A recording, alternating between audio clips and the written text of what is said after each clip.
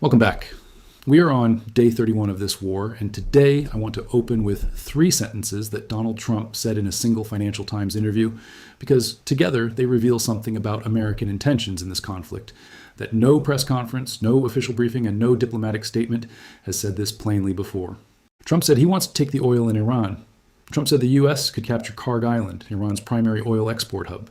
And Trump said Iran has already had regime change because Khamenei was killed. 3 sentences. Each one requires a full fact check, and together they change the entire picture of what this war is actually about. Let's start with take the oil. Trump told the Financial Times newspaper that he wants to take the oil in Iran, adding the U.S. could capture the Iranian export hub on Kharg Island. CNN. Take the oil. Not secure the oil. Not protect the oil. Take it. That is the language of resource extraction, not military deterrence.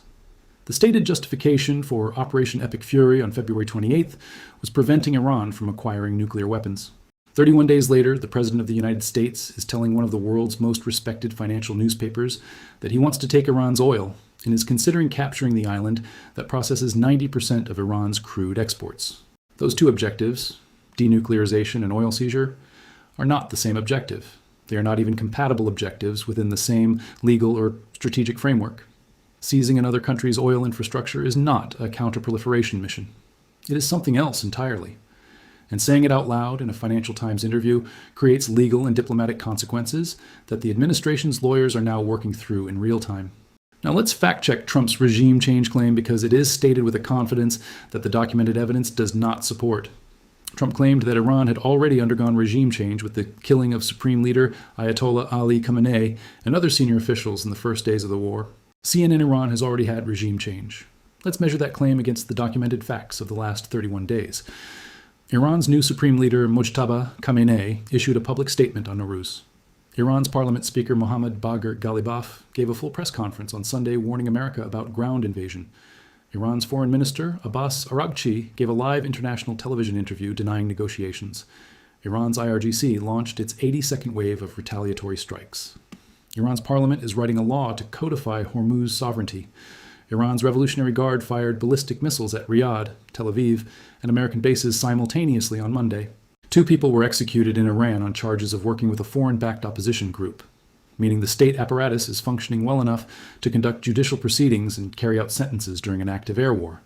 A government that has had regime change does not simultaneously launch the 82nd wave of retaliatory strikes, conduct parliamentary sessions, execute political prisoners, and hold press conferences. That is not regime change. That is a regime at war. Iran's Parliament Speaker Ghalibaf said the U.S. was sending messages about possible negotiations while also planning a ground invasion, adding Tehran was ready to respond if U.S. soldiers were deployed. CNN. The Parliament Speaker of a country that has supposedly already had regime change told the world on Sunday that his country is ready to respond to a ground invasion. That is not the statement of a collapsed government. That is a functioning legislature issuing a military warning. Now, let's talk about what happened in Tehran overnight, because the scale and targeting of Monday's strikes reveals something about the direction of this conflict that Rubio's week's framing does not accommodate. The Israeli military said on Monday it was currently attacking the infrastructure of the Iranian government throughout Tehran, and powerful explosions were heard in Tehran with attacks also reported in Karaj, Shiraz, Komabadan, and Tabriz. Power infrastructure near Tehran was also targeted, causing several hours of blackout. CNN throughout Tehran. The entire capital's government infrastructure under simultaneous attack. Power blackout in Tehran. A petrochemical unit hit in Tabriz. Strikes across 6 cities simultaneously.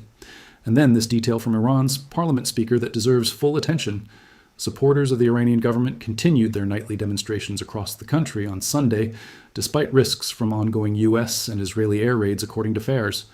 CNN people are going out into the streets of a country under sustained American and Israeli bombardment to demonstrate support for their government. That is not the behavior of a population welcoming liberation. That is a population that the National Intelligence Council assessed before this war began would not rise up against the regime under military pressure. The pre-war intelligence assessment was correct. Let's turn to the oil price picture because Monday morning produced a number that has no modern precedent, and it deserves to be stated with full context. Brent crude price rose 2.98% to $115.93 a barrel as of midnight GMT on Monday, bringing its gains to more than 62% compared with February 27th, according to oilprice.com, topping the jump that followed Iraq's invasion of Kuwait in 1990. CNN more than 62% in 31 days, topping the oil price spike that followed Iraq's invasion of Kuwait in 1990, which was the largest single oil price shock of the modern era before today. To put that in absolute terms, oil was approximately $71 a barrel on February 27th. It is now $115. That is $44 per barrel added to the cost of every barrel of oil consumed anywhere on Earth in 31 days. Multiplied across 100 million barrels of global daily consumption, that is $4.4 billion per day in additional global energy costs compared to pre-war prices, every single day, for 31 days, and the war is not over. The U.S. has issued a 30-day waiver lifting sanctions on Russian oil, allowing other countries to make purchases amid a global supply crunch.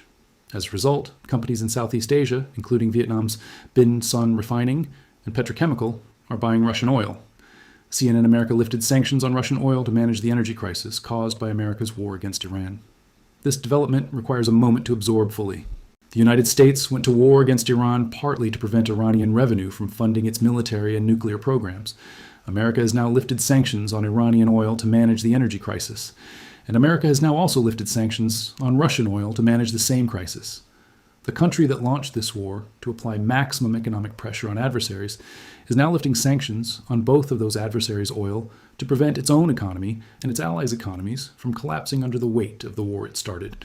Now I want to address the ground invasion question directly because it is no longer speculation or a planning exercise. It is a live operational discussion with named advocates and documented preparations. Trump said in the interview that he could capture Kharg Island. CNN Iran's parliament speaker warned America that Tehran is ready to respond if U.S. soldiers are deployed. The 82nd Airborne is in the region. The USS Boxer Amphibious Ready Group and the 11th Marine Expeditionary Unit were moved 3 weeks ahead of schedule. The 31st Marine Expeditionary Unit is en route. 3 separate amphibious ready groups with Marine Expeditionary Units, the precise force package used for forced entry operations against coastal targets. Kharg Island is a coastal target. The mathematical relationship between the force being assembled and the target Trump said he wants to capture in the Financial Times is not subtle. Kuwait's Ministry of Electricity and Water and Renewable Energy said a service building and one of the electric power and water desalination plants were targeted in what they described as sinful Iranian aggression against the state of Kuwait. An Indian worker was killed in the Iranian attack on Kuwait. CNN. An Indian worker killed in Kuwait by an Iranian strike.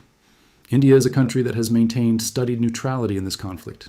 India has been one of the countries allowed to transit the Strait of Hormuz under Iran's selective passage policy.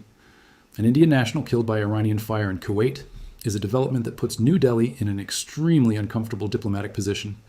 India cannot easily ignore the death of its own citizen in a strike conducted by a country it has been trying to maintain constructive relations with throughout this conflict. Pakistan's Foreign Minister Ishaq Dar said talks between regional foreign ministers on Sunday covered ways to bring an early end to the war and potential U.S.-Iran talks in Islamabad. Pakistan is preparing to host meaningful talks in the coming days. But here is the problem that sits at the center of every diplomatic initiative right now. Reuters reported, quoting an unnamed Israeli official, that there was no intention to scale back attacks against Iran before any possible talks between Washington and Tehran, and that Israel would continue with its strikes against military targets. CNN. No intention to scale back before talks. Israel will continue striking while talks are being arranged, while talks are being held, and presumably while any deal is being negotiated. Every diplomatic initiative is being conducted under the condition that one of the two parties launching military strikes has explicitly stated it has no intention of stopping. That is not a peace process. That is a negotiation conducted under sustained bombardment by a third party that neither side of the diplomatic table fully controls. Let's close with the 4-week summary because this is a meaningful marker, and the numbers deserve to be placed in one place where they can be seen together. More than 2,000 people have been killed and thousands of civilian sites have been targeted in the U.S.-Israeli attacks on Iran since February 28th.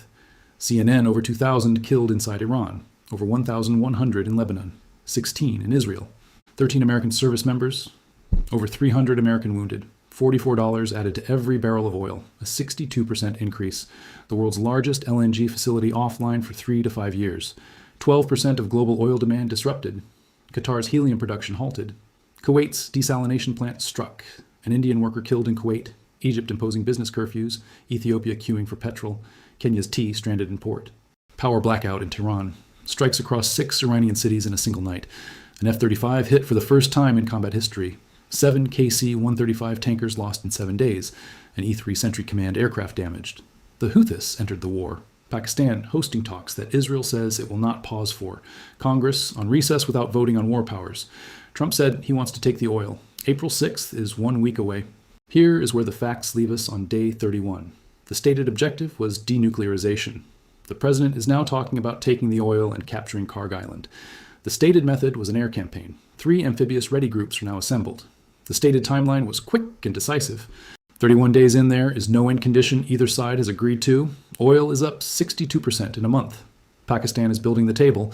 Israel says it will not pause. And Trump told the Financial Times he's pretty sure we will make a deal. Pretty sure. After 31 days and 2,000 deaths, pretty sure is the level of confidence the President of the United States is expressing about the diplomatic outcome of this conflict. We will keep verifying every claim. We will keep counting every cost. 7 days to April 6th. Stay with you.